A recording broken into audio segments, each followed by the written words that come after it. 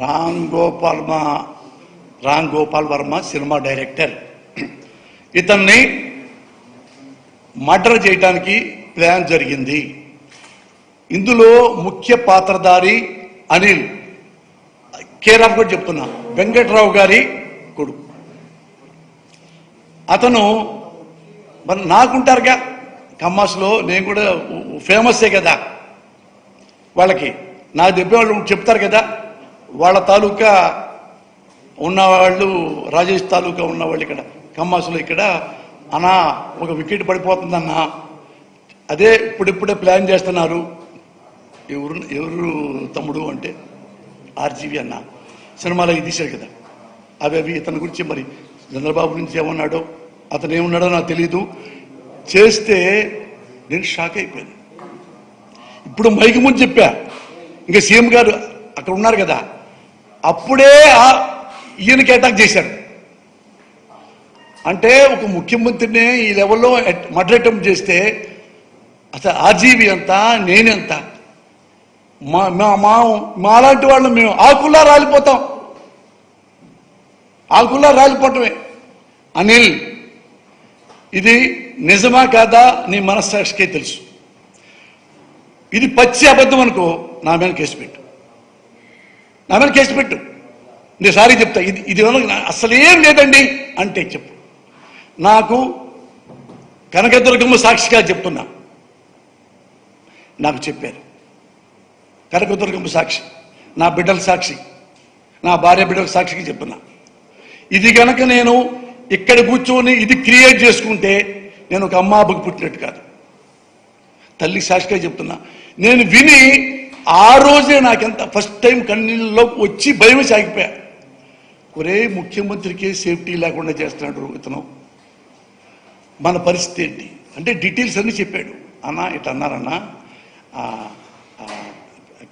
మన రాజేష్ అన్న దాన్ని ఓకే అన్నట్టుగా అన్నారు. ఆయన లోకేష్ బాబు కూడా ఓకే అన్నట్టంటే పెద్ద ఆయన దగ్గర తీసుకెళ్లారు. ఈ ప్రపోజల్ అంటే నో అని ఆయన గంభీరంగా లేచి వెళ్ళిపోయాడు.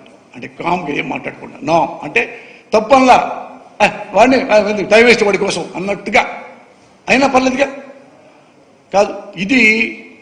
ఇదే మాటలు నేను స్పష్టంగా విన్నా. అనిల్, ఇది గనక ఇతను అనిల్ మొత్తం టీడీపీ వర్క్ అంతా చూస్తుంటాడు.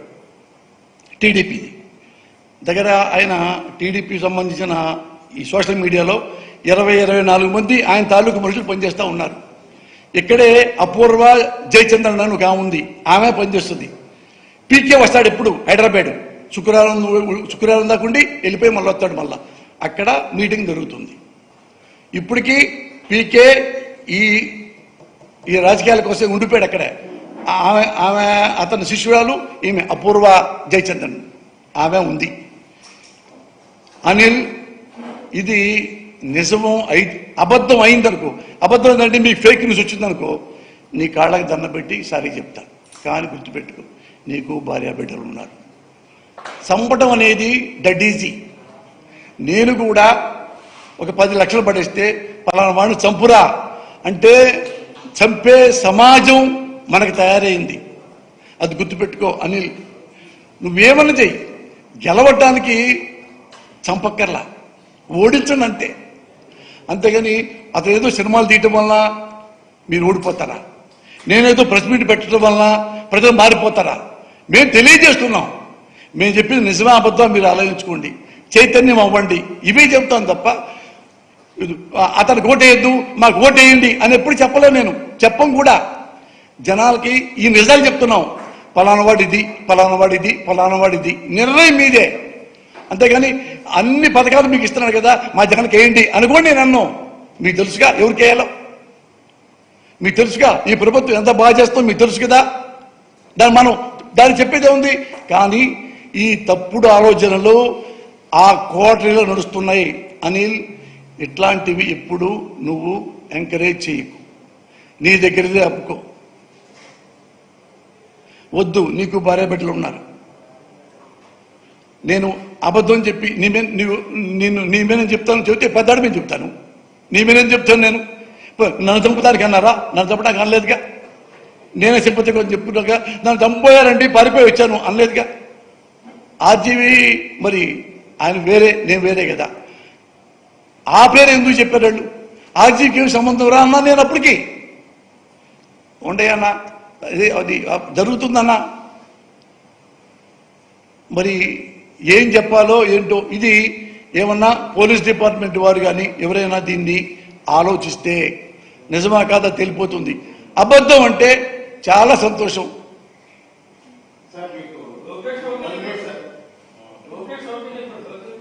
ఏమన్నా అతను ప్రపోజల్ ఎవరో ఉంది, ఉంటే ఆ ప్రపోజల్ ఈయనకి వచ్చింది అనిల్కి. అనిల్ ఏమో తర్వాత ఈ రాజేష్ కిలారు ఆయన ప్రపోజ్ చేశారు, ఓకే అన్నాడట, ఇది ఓకే అన్నాడట. అక్కడ నుంచి బాబు దగ్గరికి వెళ్తే బాబు ఓకే అన్నాడు, లోకేష్ బాబు. ఆ నుంచి చంద్రబాబు దగ్గరికి వెళ్తే నో, ఇదే నో అని లేచి వెళ్ళిపోయాడు. ఇవి మరి చెప్పదలుచుకుంటే బాబే చెప్పేవాడిగా. ఇది ఆ విషయంలో నేను చంద్రబాబు నాయుడు గారు నాలాంటి వాళ్ళని ఇలాంటి వాళ్ళని చంపకండి సార్, చంపించకండి సార్. చాలా చాలా చిన్నవాళ్ళం, ఇంక మా పిల్లలకి పెళ్ళి అవ్వలేదు, ఇంకా కొన్నాళ్ళు జీవితం చూడాలని ఉంది, ఇంకా కొన్నాళ్ళ పాటు జగన్మోహన్ రెడ్డి గారి పరిపాలన చూడాలని ఉంది. నాకు ఇష్టమైన మనిషి, ఆయన్ని చంపకండి. ఆయన చంపితే మేమంతా చచ్చిపోయినట్టే. నేను చెప్పినా ఉపయోగం లేదు, ఆయన చూడండి కదా. అందుకని మమ్మల్ని చంపకండి.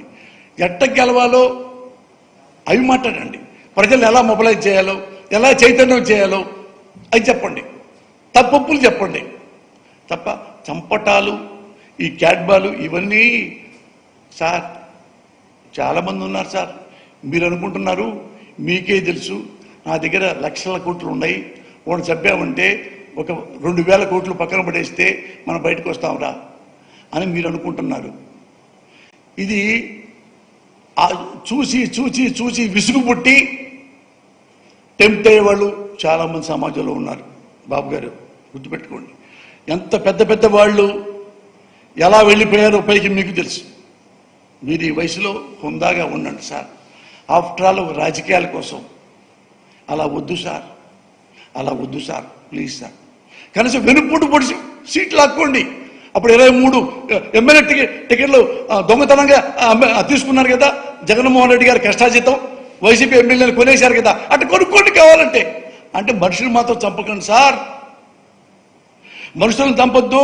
జగన్ బాబుని చంపొద్దు, జగన్ బాబుని చంపొద్దు, జగన్ బాబుని చంపొద్దు.